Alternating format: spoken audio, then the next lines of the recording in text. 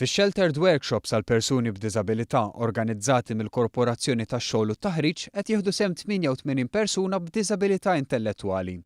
Il-kap eżekuttiv tal-ETC Filip Rizzo qal li din l-iskema hija waħda importanti ħafna. Dan anke meta wieħed iqis li hemm biss 4.5% tal-persuni b'diżabilità li qegħdin jaħdmu biqlieħ. Aħna inġibu x-xogħol minn kumpaniji privati, xogħol li jista' jsir barra mill-fabriki tagħhom.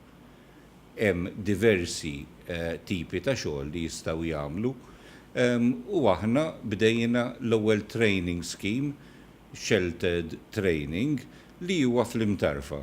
Dawk li qed jieħdu sehem għandhom l-età ta' bejn 18 u 22 sena u setgħu jingħataw din l-opportunità wara li f'sitt xhur kien hemm 23 kumpanija privata li wrew interess. Jiġifieri r-rispons kien pożittiv ħafna. Mindu bdejna wkoll dawn l-efforts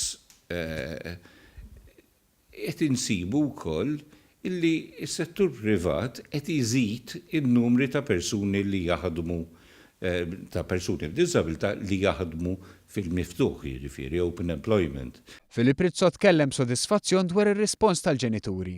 Rispons pożittiv espress ukoll f'intervista lihom tat lil One News fl-aħħar jiem fejn tkellmet dwar kif binha qed isir iktar indipendenti. Qed iħossu iktar adulti, qed iħossuhom iktar kapaċi għaliex qed nagħtuhom dak iċ-ċans illi dak li jistgħu jagħmlu illi nagħtuh valur.